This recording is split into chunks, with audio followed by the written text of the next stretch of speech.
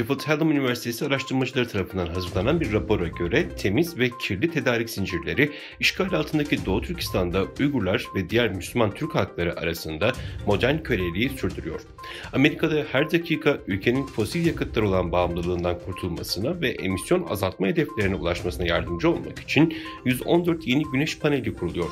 Ancak bir İngiliz araştırma kurumunun yeni raporuna göre güneş enerjisinin büyümesi endişe verici.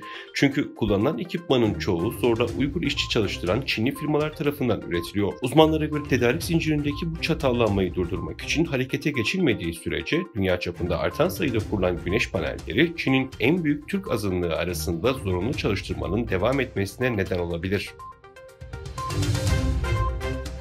New York'ta gerçekleşen ve Dünya Uygur Kongresi, Uygur İnsan Hakları Vakfı ve Ella Visual Vakfı'nın işbirliğiyle düzenlenen soykırımı kırmak başlıklı 2 günlük seminer 16 Nisan'da başladı. Aynı gün saat 10'da Akmekan sergi salonunda açılan sergi, Uygur bölgesindeki soykırımı canlı bir şekilde gözler önüne serdi ve toplumun geniş kesimlerinden ilgi gördü. Sergi salonu Uygur bölgesindeki pamuk, alüminyum, şeker, otomobil parçaları ve diğer ürünlerin zorla üretildiğini gösteren kısa metinler ve modellerle özel yapılmış duvar resimleriyle donatıldı. Serginin sonunda düzenlenen panelde Ella Visual Vakfı Başkanı Elisha Visual özel bir konuşma yaptı. Konuşmasında Çin hükümetinin Uygur soykırımı sırasında en büyük mağdurların esir kamplarındaki mahkumlar olduğuna dikkat çekerek bu suçların unutulmasına izin vermeyeceğiz. Onları durdurmak ve bu girişimleri engellemek için elimizden geleni yapacağız dedi. ABD Başkanı Joe Biden, Çin çeliği ve alüminyuma yönelik gümrük vergilerinin 3 katına çıkarılması çağrısında bulundu. Beyaz Saray'dan yapılan açıklamada Amerikan yapımı çeliğin ülkenin ekonomik ve ulusal güvenliği açısından kritik öneme sahip olmaya devam ettiği vurgulandı. Biden yönetiminin Amerikan çeliği ve imalatına önceki yönetimle kesin bir tezat oluşturan tarihi yatırımlar yaptığına işaret edilen açıklamada, ABD'nin Çin'e karşı verdiği ticaret açığının son 10 yılın en düşük seviyesinde olduğu kaydedildi.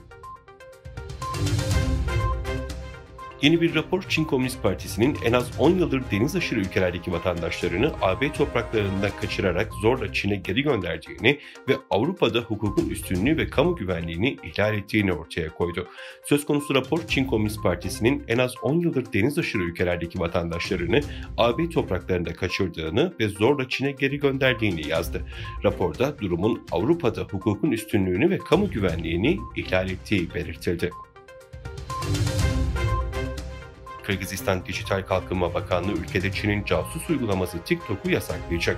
Kırgızistan Kültür, Enformasyon, Spor ve Gençlik Politikası Bakanlığı, geçen yıl ülkede Çin merkezi TikTok uygulamasının kullanımını yasaklanma kararı almıştı. Kırgızistan Dijital Kalkınma Bakanlığı 17 Nisan 2024 tarihinde ülkedeki bütün telekom operatörlerine TikTok'a erişimi kısıtlamak için harekete geçmeleri yönünde yönerge gönderdi. Çin uzaydaki askeri varlığını sivil programlarla maskeliyor. NASA Başkanı Bill Nelson, Çin'in askeri hedefleri örtbas etmek için sivil programları kullandığını söyledi. Nelson, Capitol Hill'de milletvekillerine Çin özellikle son 10 yılda olağanüstü ilerlemeler kaydetti. Ancak bunlar çok ama çok gizli dedi. Washington'ın Çin karşısında uyanık olması gerektiğini belirten Nelson, Çin'in uzay programından şüphelendiğini ifade etti.